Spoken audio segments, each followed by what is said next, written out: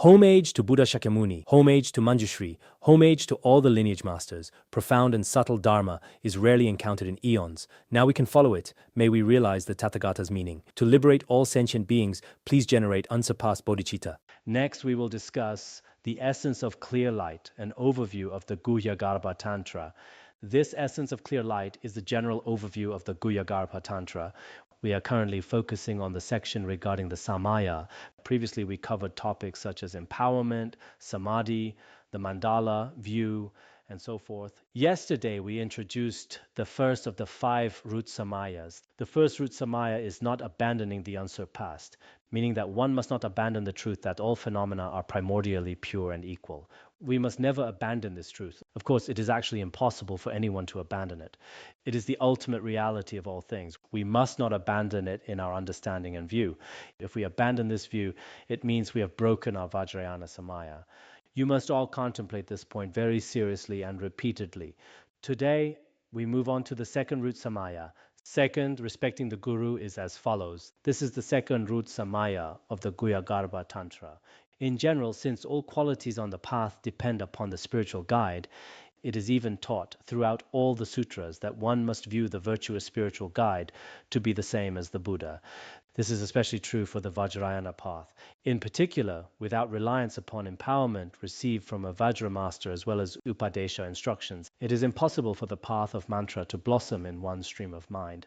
That is why, although the nature of the Guru is equal to all Buddhas, from the perspective of kindness, the Guru is surpassing. Due to this, it is taught that rather than making offerings to the Buddhas of all directions and times, it is of greater benefit to make offerings to a single pore of the Guru. Throughout all the sutras and treatises, it is taught that in our mind stream, all the qualities of the 5 paths and 10 bhumis entirely depend upon the spiritual guide. This was mentioned in a dialogue between Ananda and the Buddha. While studying the Dharma, Ananda realized that relying on a spiritual guide is extremely important, accounting for half of one's progress. But the Buddha corrected him, saying it is not just half, but the spiritual guide is the whole of the path. They account for everything. Therefore, any qualities of the 3 higher trainings of discipline, concentration, and wisdom that we truly attain within our mind stream all depend on the spiritual guide. This is not only taught in general sutras or other texts. It is clearly stated in all Mahayana scriptures, such as the Ratnakuta Sutra and the Avatamsaka Sutra, as well as many other scriptures. We must view the spiritual guide as the Buddha, which means seeing the Guru as a Buddha. I will not cite many scriptural proofs today. This time, I will primarily follow the approach of the lineage masters, teaching in the style of pith instructions. In the past, I have cited many scriptural proofs regarding the importance of viewing the Guru as Buddha, including the Avatamsaka Sutra and various exoteric texts. Setting Vajrayana aside, even the Sutrayana teaches us that we must view the spiritual guide as the Buddha. The principle of viewing the spiritual guide as Buddha has already been explained, particularly on the path of mantra without relying on the empowerment of a spiritual guide. And without the empowerments and pith instructions of a Vajra master, it would be impossible for the Vajrayana realizations of primordial purity and evenness to arise in our mind stream. Indeed, when it comes to the path of mantra, there is almost no record in history of anyone achieving realization on their own, relying solely on their own wisdom and power to attain the path. Such instances are almost non-existent in history. There is no such phenomenon as a solitary realizer in mantra. Therefore, in the context of mantra, we can say that the nature of the Guru and the nature of the Buddha are inseparable and identical. However, from the perspective of kindness, the Guru surpasses the Buddhas of the 3 times. There is a specific verse that says, although the nature is equal to all Buddhas, from the perspective of kindness, the Guru is surpassing. While the nature of the Guru and the Buddhas of the 3 times are the same, without the Guru, this wouldn't reach us. Even though the Buddhas of the past and present have come to this world and turned the wheel of Dharma, they were unable to directly guide me. It is the spiritual guide who, in this very life, manifests in human form to give me empowerments and teach me the pith instructions. In terms of kindness, the Guru truly far surpasses all the Buddhas. The Guru far surpasses anyone else, including one's own parents. Speaking for myself, I often think this in my heart. When I consider the gurus who have guided me, especially those who gave me pith instructions and empowerments, no other benefactor in this world can ever be compared to them. Because while being lost in the ocean of samsaric suffering, it was only through the blessings and compassionate guidance of the Vajra Master that I was able to recognize the nature of my own mind and find the ultimate answer for my soul. Otherwise, we would continue to wander and drown endlessly in the vastness of samsara. I believe every one of us should be able to understand this principle. Therefore, it is consistently taught throughout the Mantrayana Tantras that making offerings to the Buddhas of the 10 directions in 3 times is not as beneficial as making offerings to the Guru. Even making an offering of something like oil to a single pore of the Guru carries merit that far surpasses making offerings to all the Buddhas and Bodhisattvas. These teachings can be found in the 50 stanzas of Guru devotion, which we have studied before. They are also explained in the words of my perfect teacher and the chariot of finding comfort and ease in the nature of mind. I previously sent you the chapter on relying on the spiritual guide from the wish-fulfilling treasury. I believe I distributed that to you, right? Although the entire work isn't yet fully translated, I did share that specific chapter with you. As we sometimes see, if one does not know how to correctly rely on a spiritual guide, it is indeed very difficult to attain any qualities or wisdom in this very life. These principles are also explained in the commentary on the 50 stanzas of Guru devotion. I translated this work by Jetsongkhapa in the past. I think I translated that work by Jetsongkhapa, didn't I? Did I translate the commentary? I know for certain I translated the root verses, but was the commentary translated? Was it or was it not? I have taught it before, so there must be a commentary, right? The 50 stanzas is available, but as for the commentary on the 50 stanzas of Guru devotion, are you sure? Are you certain? If it hasn't been translated, then you... Yeah. It is explained as follows. If one were to lose faith in a guru who conferred Vajrayana empowerment and oral instruction, or disturbed the guru's mind through body or speech, based on the weight of the impact, this would constitute the first root downfall. Here, Mipham Rinpoche explains the final boundary for breaking the second root samaya. This occurs if one abandons the guru who previously gave one empowerments or taught one the secret mantra from the depths of one's heart. You decide deep down, from now on, I will never rely on him again. I will never listen to his teachings again, nor will I engage in any dharma activities. It's like a worldly divorce, completely severing ties with the guru and end the relationship. In such a case, your body completely separates from the guru. This is not due to external circumstances that prevent you from staying by his side. You use all kinds of slanderous language against him, and your intentions run completely counter to the guru's mind. If things reach that point, you break the first root downfall. This first refers to the first of the 14 root downfalls of the general system. In the Guhyagarbha Tantra, it is considered the second of the 5 root samayas. This person has already violated a root samaya, and the consequences are extremely severe. According to past commentaries by Tsongkhapa on the Vajrayana samayas, for someone who goes against the guru's instructions and has severe conflicts with the guru, if they repent within this lifetime, and if that repentance is intense, it seems the karma can be somewhat purified. However, in the Treasury of Word and Meaning, omniscient Longchenpa cites scriptural proof that betraying the guru's instructions, especially the negative karma of having conflict with one's Vajra guru, cannot be fully purified in this life no matter how much one repents. At best, the negative karma is only lessened. In reality, one must exhaust the karma by experiencing the full consequences. There is no other way around it. One is bound for the hell realms. This has been stated very clearly. His Holiness Jigme Phuntsok Rinpoche used to cite this scriptural proof often. There are several conditions for breaking a root samaya by going against the guru's will. The basis for this is primarily the guru. According to Mipham Rinpoche's explanation, the basis is the Vajrayana guru who has granted you empowerments and instructions. The motivation refers to the moment you generate the thought in your mind that from now on, you are completely severing ties with this guru. You no longer rely on him and have a full intention to abandon him. As for the action, if it stays within the mind, it begins when that thought first arises. The negative karma is formed if the thought is held overnight or past a single session.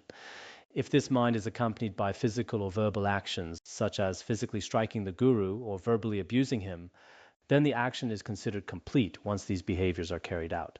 The downfall reaches its completion when you generate that intention and fail to apply any remedy within the set time limit. If there are physical or verbal actions involved, it reaches completion when the negative physical acts takes place, or in the case of speech, when your slander has been heard and understood by the guru. The downfall is finalized once these conditions are met. Generally, in the Pratimoksha precepts, one only truly breaks a root precept when all four of these branches are complete. However, in the text we recently shared with you, Dodrupchen Tenpi Nima's Key to the Treasury, a general overview of the Guhyagarbha Tantra, it states that this root downfall could potentially occur whenever there is conflict with any of the various types of gurus. He gave an analogy.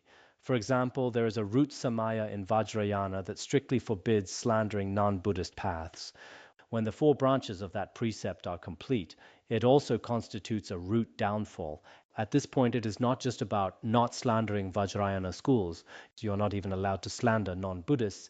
If you slander them, you still break the samaya. Following that logic, the guru mentioned here does not have to be limited to a Vajrayana one. Therefore, if it is a Sutrayana guru, or any of the other four types of gurus we will discuss later, slandering or distancing yourself from them would very likely lead to a root downfall. If that is the case, it truly is quite difficult.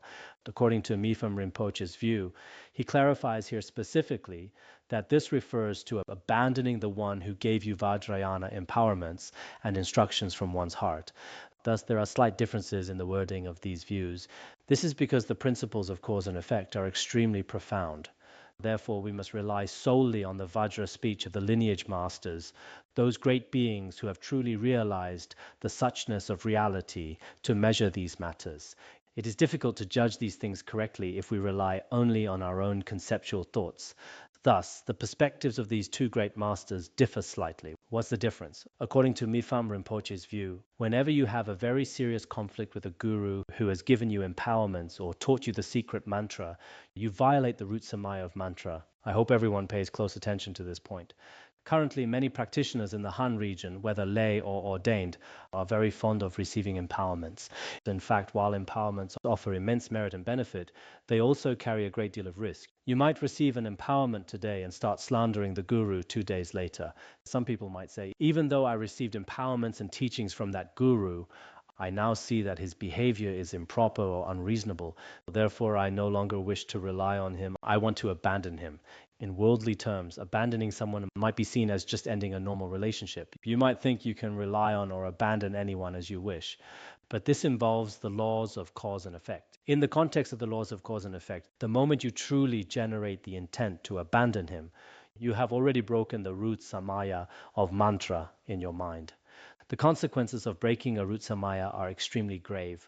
While many like to receive empowerments, those who truly keep the samayas are as rare as stars at dawn.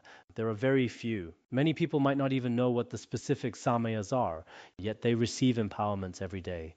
Truly, one doesn't need many empowerments. Without upholding the samayas, the more empowerments you receive, the more harm and disadvantage you bring to your own mind stream. Therefore, the practitioners present here should examine this carefully. If general distinctions are made concerning gurus, the guiding guru is one who opens the door of Dharma. These are the masters who give you refuge vows or perform your ordination. For example, this would be the abbot who gives monastic vows. During ordination, there are the acharya and the preceptor. These are called the guiding guru. This is one type of guru. Second is the mind-liberating guru who teaches the Dharma. Whether they teach the 5 great treatises or other texts, perhaps before you knew nothing of the Dharma, but through the blessings and teachings of these gurus and teachers, you gradually gained an understanding. These are the mind-liberating guru who teaches the Dharma. Third is the Upadesha instruction guru, such as the teacher from whom bodhicitta is generated. This likely refers to spiritual teachers from the Sutrayana tradition. For example, teachers who give pith instructions on the difficulty of finding a human life and impermanence, as well as teachers who guide you on how to generate bodhicitta. This includes the teachers who perform the ritual to help you give rise to bodhicitta and guide you how to develop bodhicitta. This is the third type, called the Upadesha instruction guru. They might also give you oral transmissions.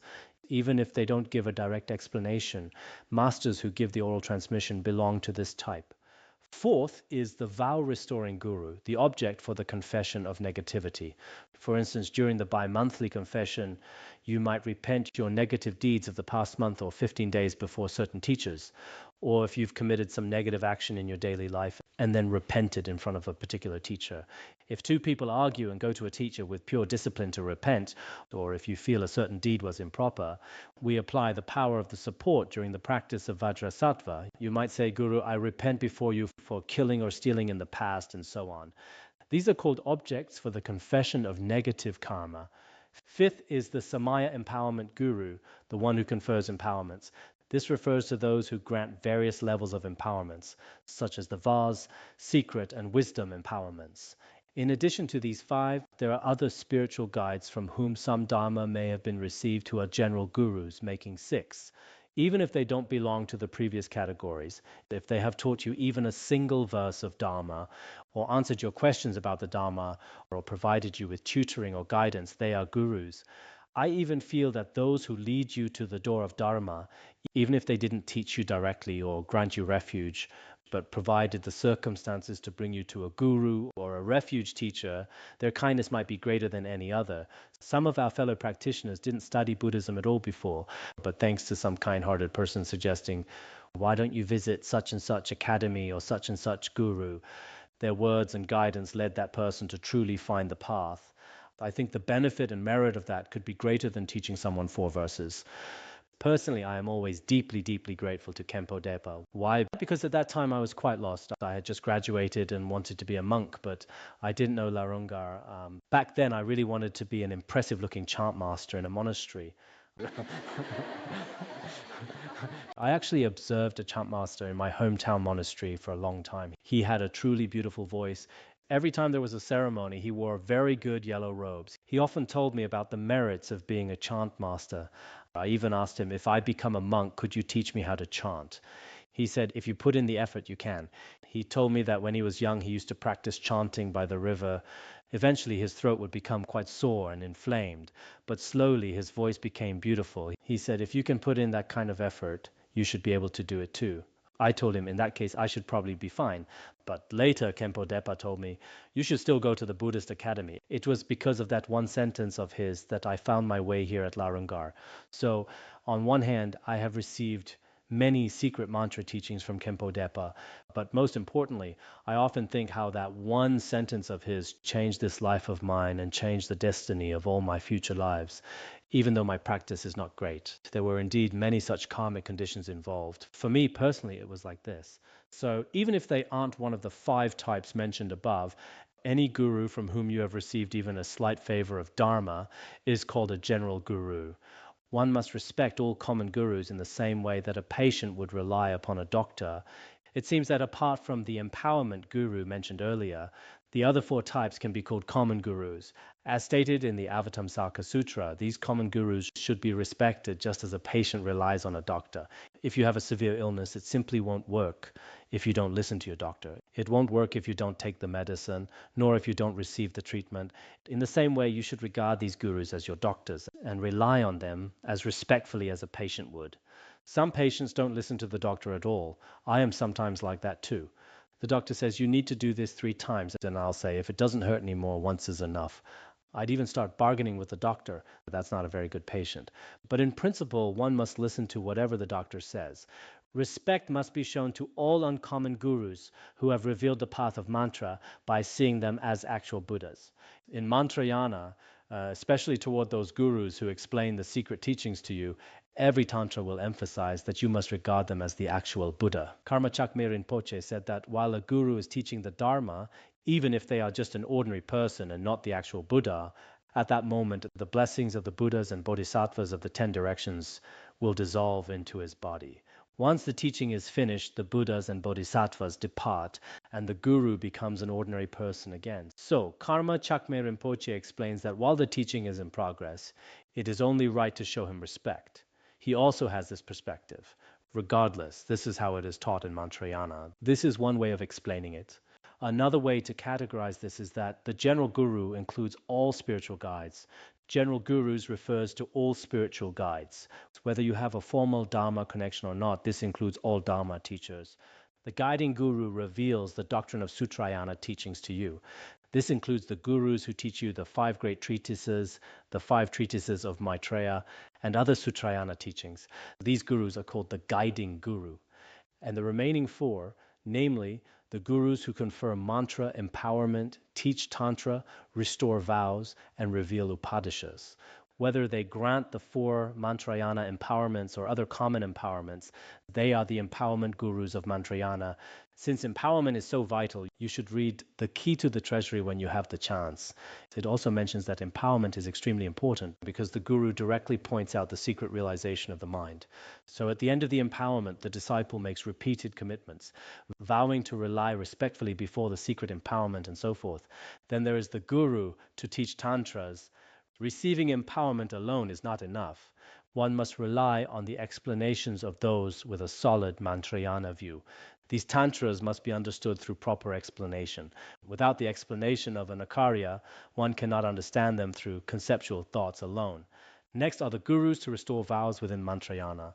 If one has violated the 14 root downfalls of Mantrayana, or those to whom you regularly direct your prayers. For instance, the root guru you often visualize when practicing guru yoga. The guru yoga you regularly practice effectively becomes your restoration. It purifies the negative karma accumulated in one's mind stream and restores any wisdom that was lacking. It's like that.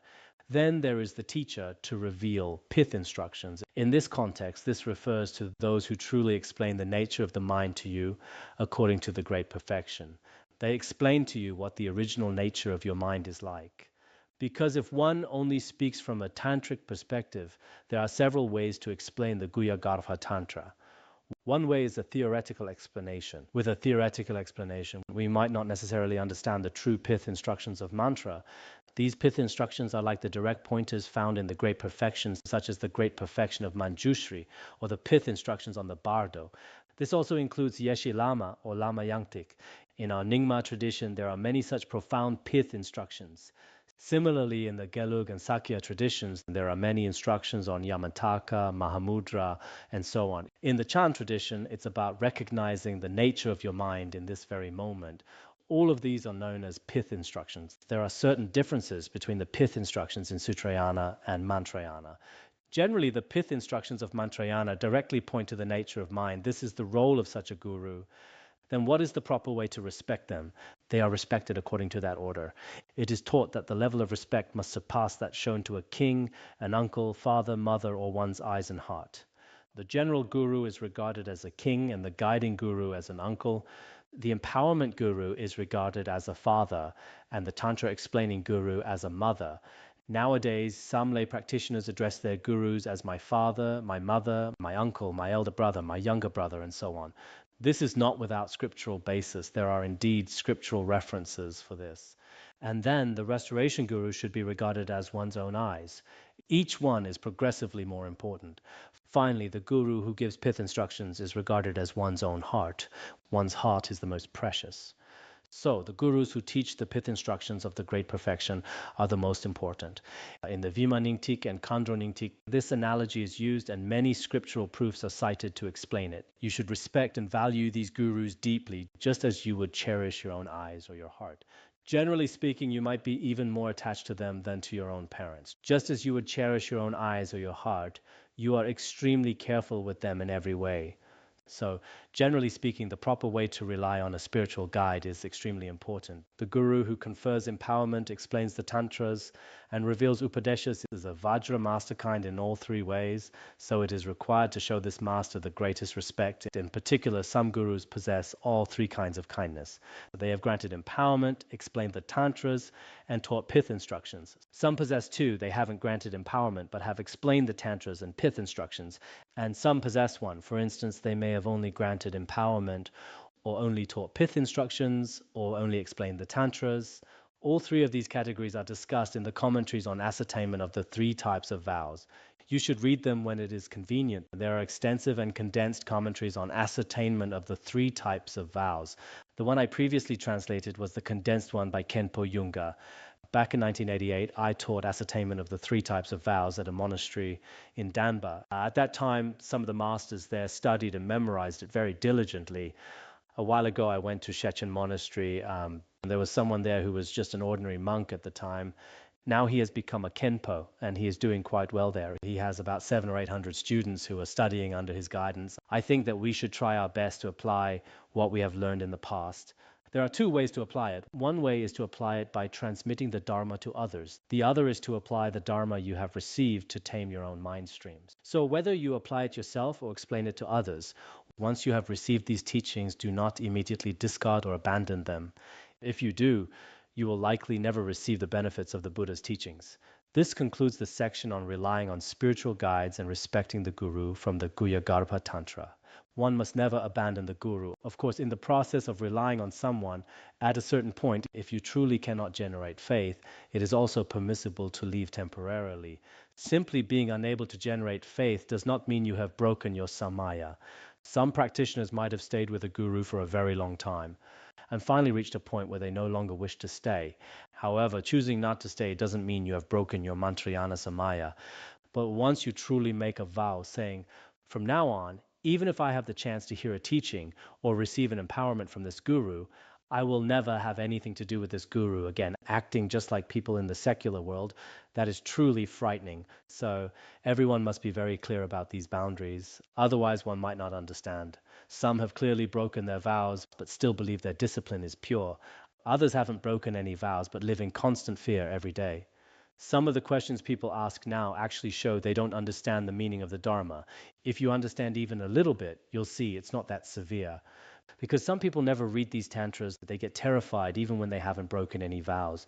I've broken a vow, what should I do? This time I went out and received an empowerment from another guru. I've already broken a root samaya. I'm so sorry to my guru. In my heart, I didn't want to break my samayas like this, but this time I felt I had no choice. Since this guru was also very compassionate toward me, I took an empowerment from him. Now I've completely broken the root. Many people now don't understand the Dharma. They haven't broken any vows, but they believe they have. Others broke their vows long ago, yet they still think they haven't. Everyone must pay close attention to this. Now let's move on to the third point, which is not breaking the continuity of mantra and mudra. Given that enlightened body and speech are indicated by mantra and mudra, mantras as the aspect of enlightened speech refer to the sacred mantras of Buddhas and Bodhisattvas. Mudras as the aspect of enlightened body involve visualizing the mudras of the Buddhas and Bodhisattvas. In a broad sense, mudras here are not just physical hand gestures. In fact, visualizing the physical forms of the Buddha is also included within the category of mudras. We must never break the continuity of mantra and mudra. As for how to maintain this continuity, the text explains it this way. There is the nature as it is of oneself, of the deity, of secret mantra, of recitation, and of radiation and reabsorption. Possessing the nature as it is in these 5 ways means that the continuity of mantra is not broken. Regarding this continuity, one way is to maintain the mantra without interruption through possessing the nature as it is in these 5 ways. So, what are these 5 ways? First, there is the nature as it is of oneself. During our recitation, we should constantly remain in or recognize all phenomena as being within the nature of evenness and purity. This means we fully realize that all phenomena are primordially pure and primordially even. This state of realization is called the nature as it is of oneself. Next is the nature as it is of the deity. No matter what practice you are doing or which ritual you are reciting, this refers to the specific deity mentioned in that ritual, whether it is Avalokiteshvara, Manjushri, or Samantabhadra, and so on.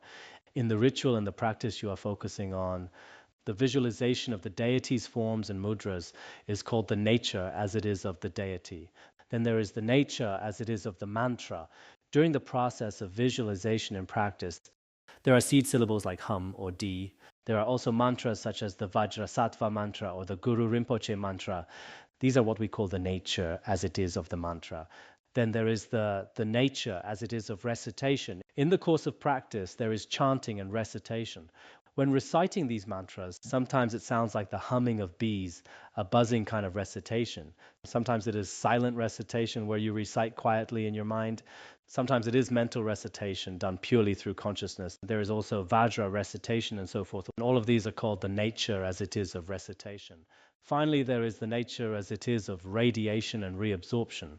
This involves light radiating from the mantra, which makes offerings to the Buddhas and Bodhisattvas and dispels the sufferings of the 3 lower realms.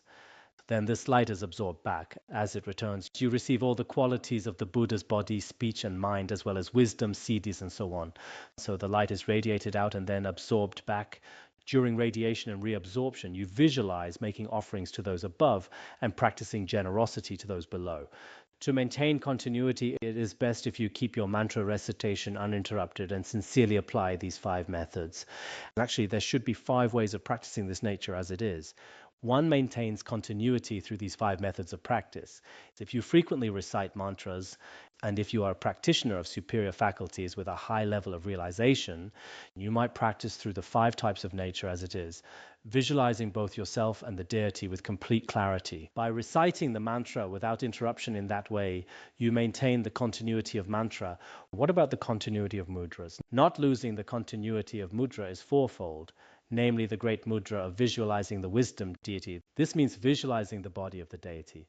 If you are practicing Manjushri, then you visualize the form of Manjushri continuously. The Dharma mudra of concentration. This means visualizing the hand symbols of Manjushri, such as his sword and the sacred text.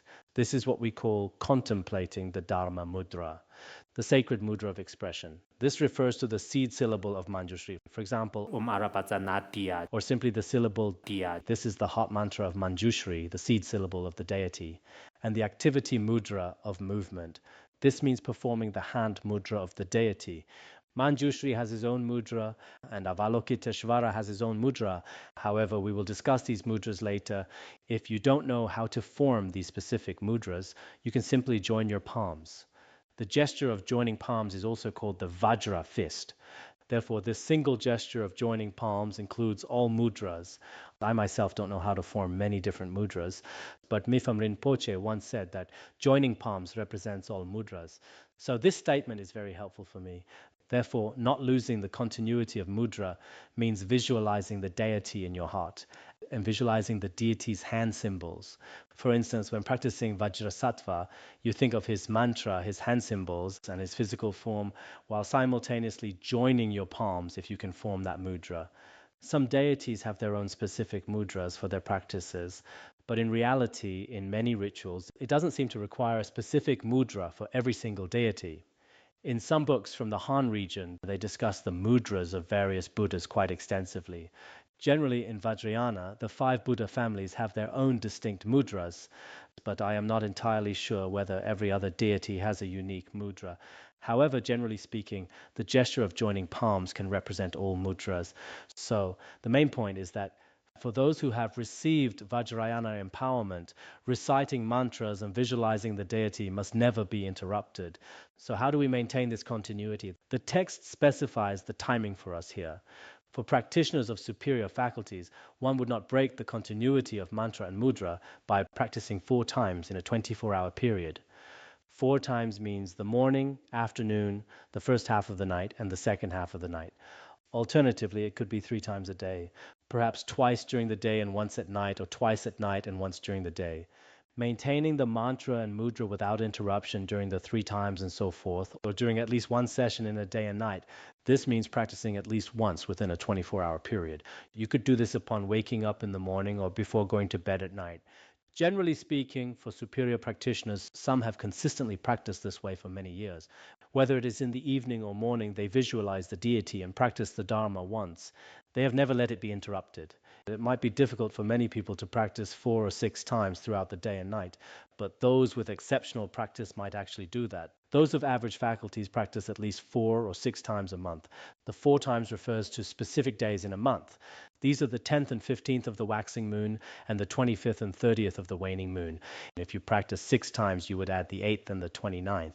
Omniscient Longchenpa specifically explained these times in his Great Chariot, the commentary on finding rest in the nature of mind. Usually many followers of the Nyingma tradition perform chak offerings during the month. In fact, if you have truly entered the Vajrayana, it is necessary to perform these chak offerings. I was thinking recently that in the future, whether in our Dharma centers or here at Laronga, we should perform a brief offering whenever time permits. For example, there is a concise ritual for the 7-line prayer, specially written by Mifam Rinpoche. However, many people are very enthusiastic only at the very beginning. It is just like what happens with the morning and evening recitations. When those recitations first started, a great number of people showed up. But a while ago, when I checked on the people doing their recitations and practice, the initial large crowd had decreased significantly. It's quite possible that in the future, only the chant master will be left there alone. Actually, these sock offerings are very necessary because during the offering, one also confesses all the transgressions and negative karmas committed within the Vajrayana path. It is also very important to make offerings and recite the Dharma protective prayers at the same time. It's just that we are already reciting Dharma protective prayers and rituals every day. We can view our daily practice that way as well. Those of lesser faculties should practice at least once a month or once a quarter and make offerings according to their financial means. Regardless of the circumstances, offerings should not be neglected for more than a year or a month. If a whole month goes by without any form of offering or generosity, that is a very serious matter for a Vajrayana disciple. So generally, it's best if practitioners carry an offering cup with them. Many Dharma friends now call it a protector cup, but it's not exclusively for protector prayers. We carry this thing and call it a protector cup, but in Tibetan it is simply called an offering cup. In fact, you use it to make offerings to the three jewels. For instance, no matter where you go, you can always have your offering cup with you. Well, now that I've promoted it like this, the price of offering cups will probably go up again.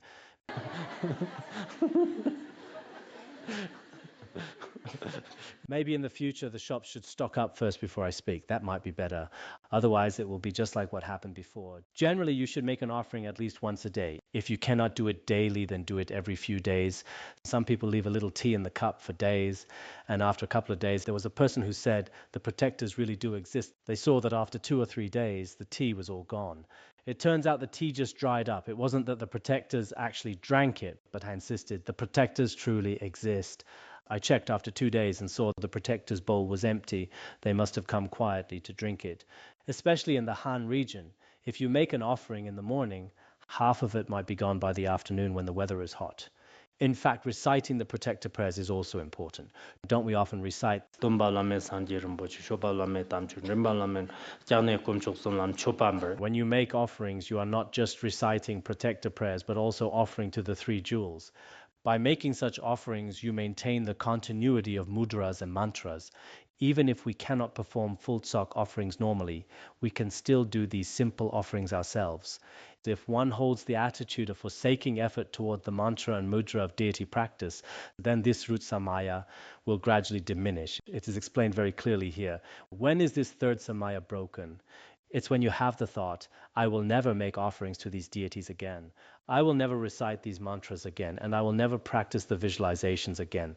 When such a thought arises in your mind, then this root samaya is destroyed. So this is also established from the perspective of the mind. If we analyze it through the 4 branches, the basis would be the mantras and mudras. Then the motivation must be based on a person in a normal state of mind. If someone's mind is not normal, such as during a breakdown or a state of insanity, then even if you say such things, according to the Hinayana precepts, it does not constitute a violation. For example, if your mental state has truly been abnormal lately, at that time you might say something slanderous or act out all sorts of behaviors. However, a truly insane person does not break the precepts. Of course, if someone is just pretending to be insane, such words and actions are definitely breaking the precepts. If you are not just faking it and your state of mind was truly abnormal, then whatever you said or thought at the time would not be a violation, as they were caused by an abnormal mental condition and do not count. However, if you are in a normal state of mind and you deliberately decide, I will never recite these mantras again, or I will no longer practice Vajrayana or its visualizations, this is a serious matter. There are actually people like this today, so we must be extremely careful. Otherwise, you might have spent years in Tibetan region learning many secret teachings, but some individuals are quite ignorant and easily swayed by what others say. They might think the Pure Land tradition is better and that they can't succeed in Vajrayana anyway. When that happens, these foolish people often make a grave mistake. I have heard of such cases myself. They end up abandoning Vajrayana entirely as they switch to the Pure Land path. I warned them at the time. Whether you choose the Pure Land or the Chan tradition is up to you, but if you truly harbor the thought of abandoning the secret mantra, you will never achieve liberation. This is an absolute certainty. So please keep this in mind for your own practice. The text is very clear on this point regarding our motivation. Regarding the action of the downfall, there are two factors. One is based purely on the mind. Just as Mifam Rinpoche explains, if the downfall is triggered by the mind, then once such an intention arises and you fail to apply the proper antidote within the required time, the precept is already broken. Alternatively, the downfall can involve the physical body and speech. This occurs when you physically stop all visualization and meditation and you completely give up on reciting your mantras. Or you might say, I will no longer practice these secret teachings. I will never recite another mantra or visualize a deity again. The moment you finish saying those words, the root downfall is fully committed. So we must all be extremely careful with our root samayas. Otherwise, the consequences are very grave. As for the time frame for this downfall, I recall the key to the treasury mentioned 3 months. However, Mifam Rinpoche specifies 1 quarter here. Ideally, no practitioner should go an entire quarter without any visualization or practice. In the past, I encouraged everyone to practice the ritual of Shakyamuni Buddha.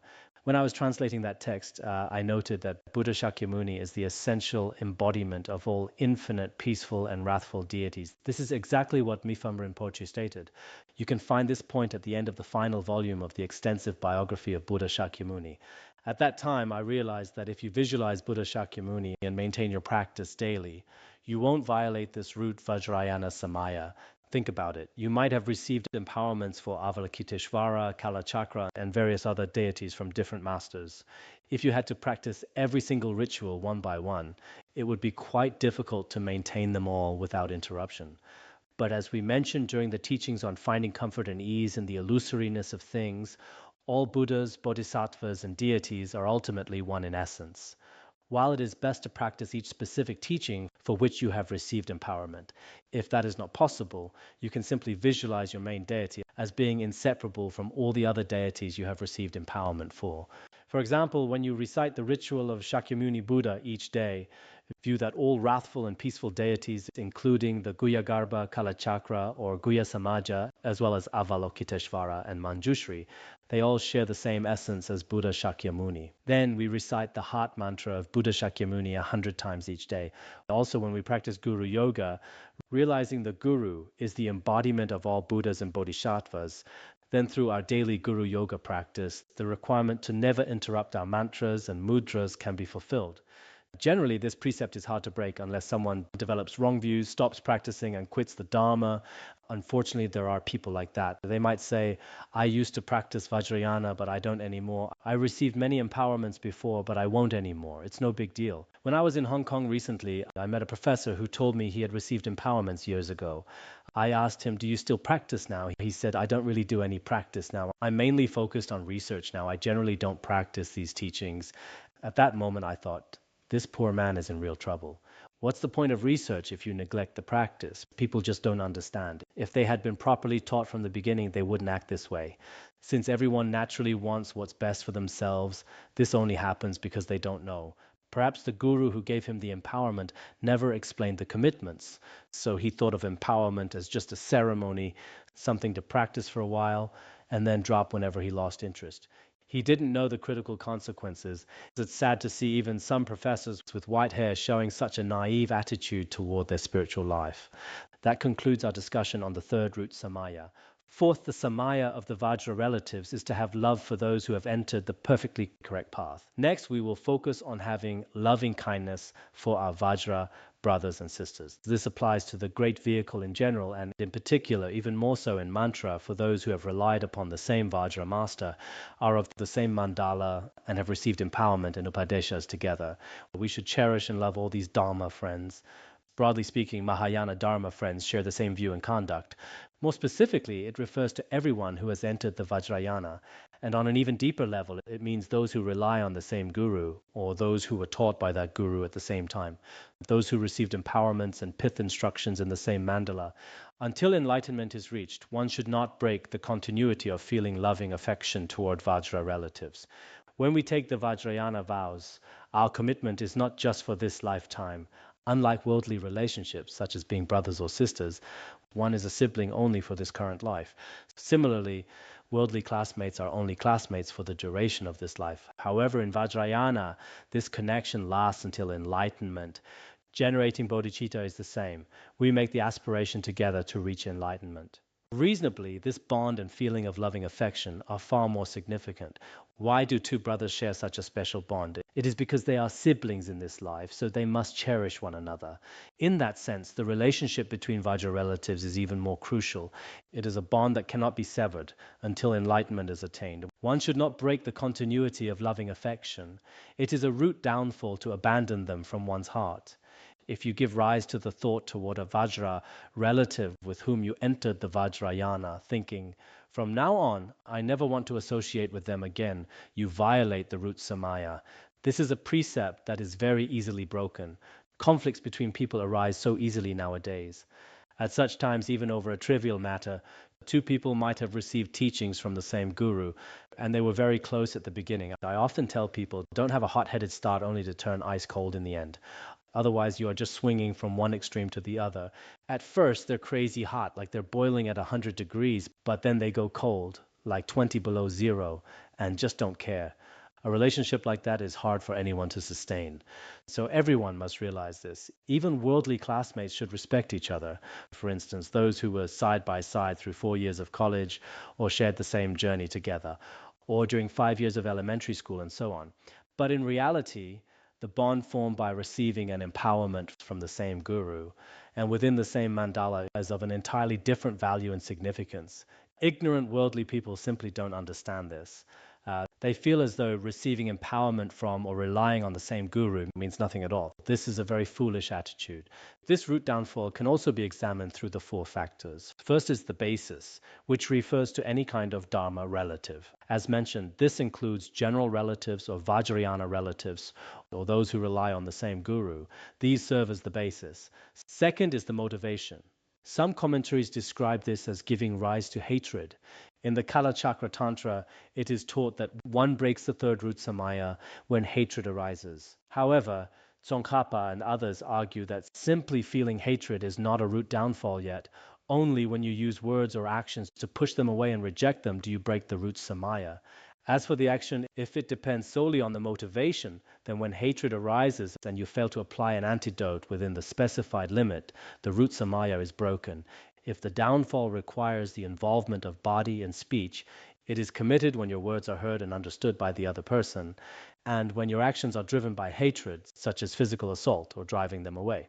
Finally, when your decision to abandon and distance yourself is firm, or when your actions are fully carried out, you break the root samaya. So, I hope everyone pays close attention to your conduct. Many of you here are Dharma friends who listen to all the teachings under one guru. Relationships are often wonderful at the beginning, but by the end you treat each other like sworn enemies. There is constant complaining and hatred toward one another. You might even glare at each other and just walk past like you're strangers. In such a relationship, it is very hard to say whether the root samayas still remain in your mind stream. Of course, based on what is stated here and in the Key to the Treasury, the scope of this Vajrayana Samaya applies to those who have entered the secret mantra. It quotes from the 13th chapter, which specifically discusses entering the correct path. Entering the correct path, as the verse says, have love for those who have entered the perfectly correct path. The definition of entering the correct path primarily refers to entering Vajrayana. In this context, all those who have entered Vajrayana are considered your Vajra relatives. Strictly speaking, it may mean those under the same guru or at the same empowerment. But if we look at it broadly, anyone who studies Vajrayana must not have conflict, otherwise it violates the root samaya. In that case, suppose I am a disciple of His Holiness Jigme Phuntsok Rinpoche and have entered Vajrayana, and another person is a disciple of Penor Rinpoche or Dilgo Khyentse Rinpoche, having entered Vajrayana under a different guru. If a serious conflict occurs between me and that disciple of Dilgo Khyentse Rinpoche, it would violate the root samaya. So after this class, I hope you will carefully study this book as a reference and also study the other book as well. Precepts should be understood from a strict perspective. Therefore, anyone who has entered Vajrayana, including those of us who usually attend classes under the same guru, or those present at the same empowerment ceremony, should all be regarded as Vajra relatives, and we must not violate this precept. In reality, all who have entered the mantra path, even followers of other gurus, must maintain harmony and unity. In general, it is explained that there are 4 relatives, Since all beings possess the soul essence of the Sugatas, they are general relatives. In this sense, even the black dog by the building or the yaks are my relatives. Because they all possess Tathagata Garbha, they are called general relatives. All those who have entered the doctrine of the Buddha are distant relatives. This refers to everyone who has entered Buddhism, as their view and conduct are somewhat similar. So all Buddhists, whether from the southern or northern traditions, are called distant relatives. Those with harmonious view and conduct are close relatives. For those in the Shravaka vehicle, their view and conduct might differ significantly from ours in many ways. Even though they align with the Four Seals, there are clear differences in their bodhicitta and views. Thus, Mahayana practitioners are considered close relatives. Those who have received empowerment together are inner relatives. Everyone who has received a Vajrayana empowerment belongs to this group. In addition to these four, there can be six. Dharma relatives can also be divided into 6 categories. That is to say, on the basis of the 4 types mentioned above, adding those who rely on the same guru as the most cherished relatives. This doesn't necessarily mean at the same time. For instance, with His Holiness Jigme Phuntsok Rinpoche, I am his disciple and received empowerments here in the Tibetan region. But someone else might have received an empowerment from His Holiness in America. Though it wasn't at the same time, we are both disciples of the same guru. This is what the most cherished relatives refers to, not necessarily sharing the same time frame. Furthermore, those who have received teachings together are the closest siblings. Receiving the teachings and empowerments at the exact same time, relying on the very same mandala, these are the closest siblings. Regardless of the classification, the feeling of deep affection toward any of them should never be abandoned. Strictly speaking, we cannot abandon compassion for any sentient being who are all our general relatives. This is well known and not limited to Vajrayana alone. In the context of bodhicitta and the bodhisattva vows, abandoning the bodhicitta of aspiration is also a root downfall. To abandon the bodhicitta of aspiration means you decide, I will never help this person again. When such a negative thought arises in one's mind, it leads to a root downfall. Among the 14 root samayas of Vajrayana, which one is about abandoning compassion for beings? Is it the 5th? Okay, it is the 4th, right? In the general root samayas of the secret mantra, the 14 root downfalls also state that one must not abandon loving kindness and compassion for beings. If you abandon compassion, you break the precept. Isn't that what was said before? During the government rectification, an old monk once said, if you lack compassion, how can you practice Vajrakilaya? Indeed, if you have no compassion, how can you possibly practice secret mantras like Vajrakilaya? It would be impossible. Compassion is the indispensable foundation. Therefore, in the context of the secret mantra as a whole, compassion must never be abandoned. Thus, in this section, one must not abandon compassion for general relatives and especially not for close relatives. Let me see if I have explained Maifam Rinpoche's view clearly. His explanation could be interpreted this way. Starting from the Mahayana, the secret mantra, and close relatives, his point essentially covers those from the Mahayana level upward. This root samaya likely pertains to the root precepts of the Mahayana and above. That seems to be the intended meaning. At least literally, it carries that implication. Well, we will stop here for today.